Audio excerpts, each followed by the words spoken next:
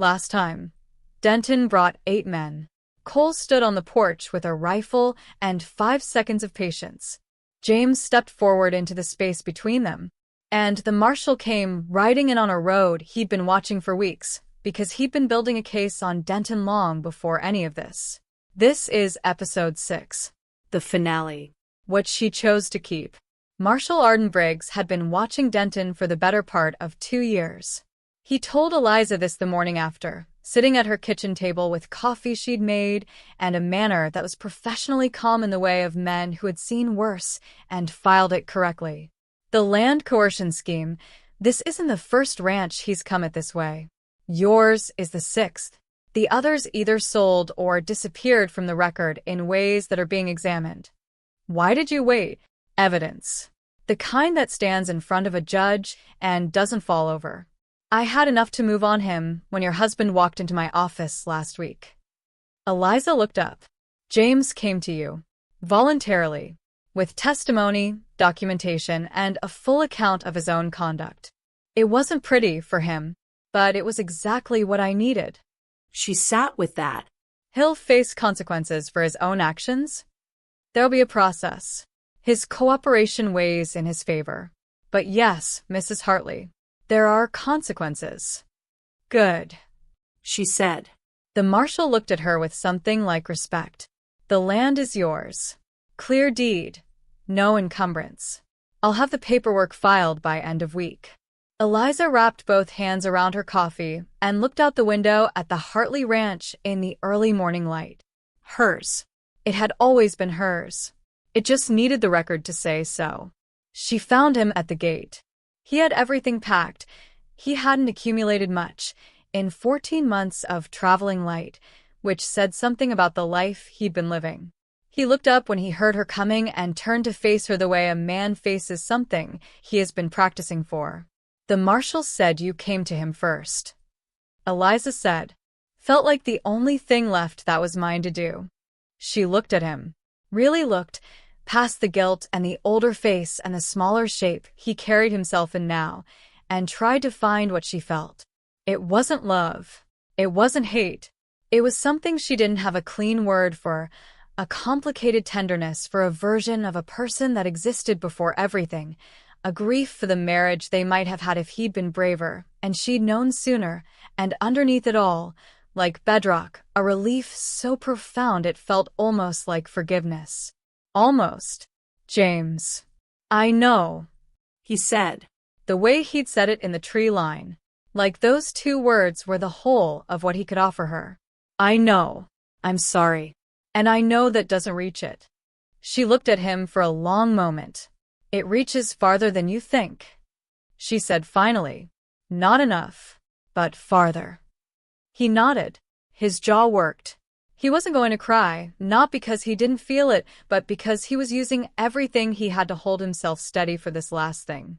He's a good man, James said, looking at the barn where Cole was working. Better than I was. That's not a high bar to clear. The ghost of his old laugh. She'd almost forgotten what it sounded like. No, he agreed. It's not. He mounted.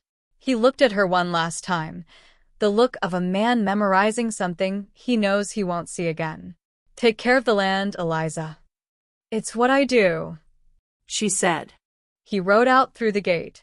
She watched him until the road turned and took him. She stood at the gate for a while after. The grief was different from the first time. Smaller. Realer. Without the complication of mystery, just the plain sadness of a thing that had been and had ended and was done. She could work with plain. He had his back to her. He heard her coming and kept working, not dismissive, just giving her the approach, the choice of how to begin. She stood a few feet away and looked at the fence, and then at him, and then at the land. Her land, clear and unencumbered, and entirely hers. The marshal filed the deed. She said, Good. Denton is going to be in front of a judge by end of month. James testified. It was enough. Good. Cole said again. He turned to look at her. And James?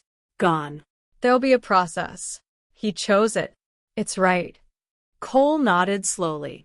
He was watching her with that careful attention she'd come to trust more than any other signal, not reading her for weakness, not calculating, just present, taking in what she was actually showing him. "How are you?" She thought about it. Actually thought, which was something she hadn't always done when people asked. Relieved. Sad in a way that's the right size for once. And she stopped.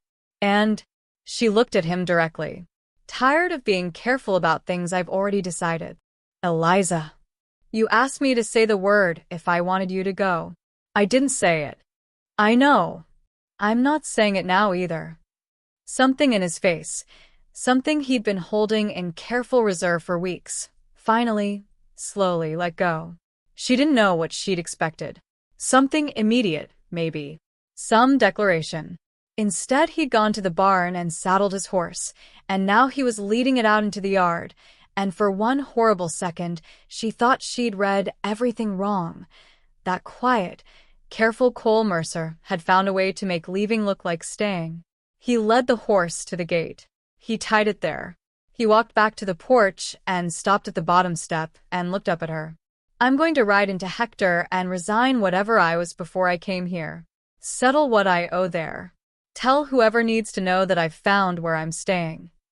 Eliza's heart did something complicated. And then I'd like to come back if you'll have me. Not as a hand. Not as a favor to a man who asked me to. As. He stopped. Looked for the word. Found it. As someone who is choosing this. Choosing you. If you'll let me. She looked at him for a long time. She stepped off the porch. She walked to the gate and took the reins of his horse from the post. She held them out to him. "Come back by supper," she said. "The fence on the south pasture needs work."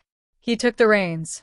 His hand closed over hers for a moment, warm, certain, and then he was mounted and riding out the gate, and Eliza Hartley stood in the middle of her land and watched him go with a feeling in her chest that was entirely new and entirely familiar and entirely right.